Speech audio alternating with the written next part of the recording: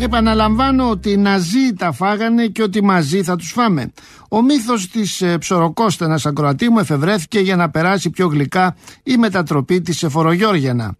Τα 300 γουρουνάκια του Κοινοβουλίου με εισοδήματα και περιουσίες τσιφλικάδων του προηγούμενου αιώνα, σε συνεργασία με τα μέσα μαζικής εξημέρωσης, διαδίδουν ψευδώς ότι η Ελλάδα είναι μια φτωχή χώρα.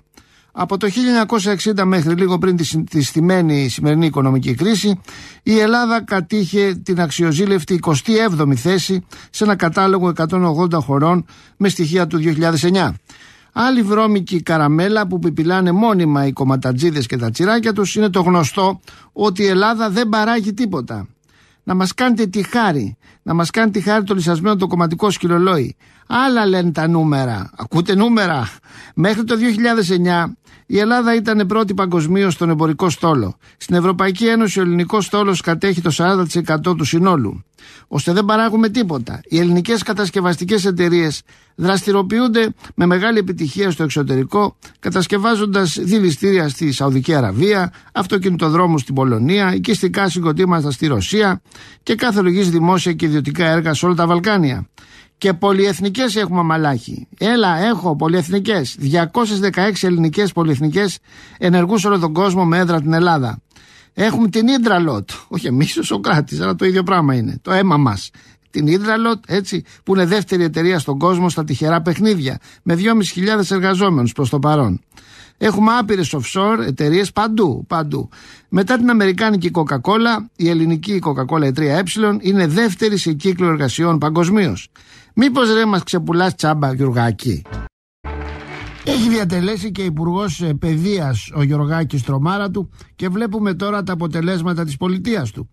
Κλείνει σχολεία, βάζει λουκέτο στα πανεπιστήμια και καλά κάνει. Έτσι, περασπίζοντας τα συμφέροντα του κόμματός του, αυτή είναι η δουλειά του, αφού μόνο έτσι θα απαλλαγούμε από τη μάστιγα της δάπνου Δουφουκού. Τα ψίχουλα που έδινε πέρυσι το κράτος στα πανεπιστήμια ανέρχονταν στο ηλικιώδες ποσό των 235 εκατομμυρίων ευρώ το χρόνο. Φέτος πέσαμε στα 121 εκατομμύρια ευρώ και βλέπουμε στα μισά δηλαδή, και οι πανεπιστημιακές σχολές κλείνουν η μία μετά την άλλη. Αυτό πρέπει να σου πω, δεν το βλέπουν ως πρόβλημα ο Γιωργάκης και οι φίλοι του. Σου λέει, άμα κλείσουν τα πανεπιστήμια εδώ, να πάνε στα Χάρβαρντ. Να πάνε στα Χάρβαρντ τα Ελληνόπουλα. Όπως εμείς, αφού λεφτά υπάρχουν από αυτά που όλοι μαζί τα φάγαμε. Όχι, αγαπητοί ακροατοί, σε διαβεβαιώνω και στο λέω κατηγορηματικά, δεν θα επαναφέρει τη σχολική ποδιά των ντουέτων των επιτυχιών Διαμαντοπούλου-Χριστοφιλοπούλου. Τα πορτοκαλιά φορμάκια του Γκαντανάμο θα φοράνε οι μαθητές. Οι μαθητές που πληρώνουν ένα σκασμό λεφτά οι γονείς τους στα φροντιστήρια, προκειμένου να απολαύσουν δωρεάν πορνεία στα διαλυμένα εκπαιδευτικά μπορντέλα του νέου Πασόκ. Για να μην αισθάνεται μοναξιά ο κολοέλληνας ο Τζαναμπέτης, να καταθέσω εδώ στην ημίαιμη εκπομπή μας ότι το 98% της παγκόσμιας περιουσίας ολόκληρου του πλανήτη είναι χρεωστούμενα.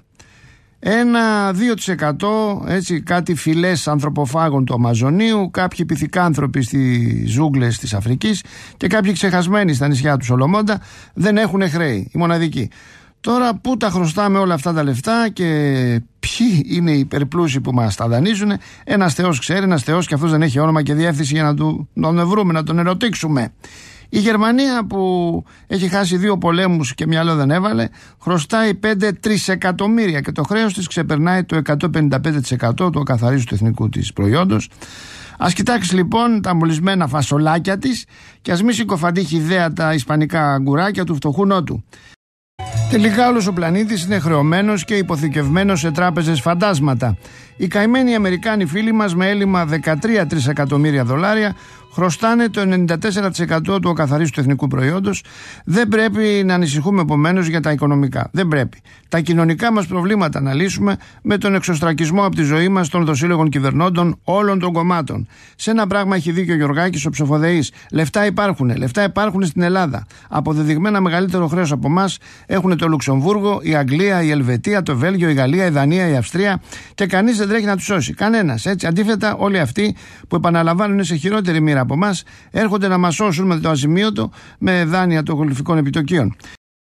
Είναι δυναμόν να κολλάμε στα 500 ψωροδισεκατομμύρια που χρωστάμε, όταν οι Αμερικάνοι, φωνιάδες των λαών, χρωστάνε 13,5-3, 9-3 η Αγγλία και 2-3 το Λουξεμβουργό, που είναι τόσο μικρουτσικό.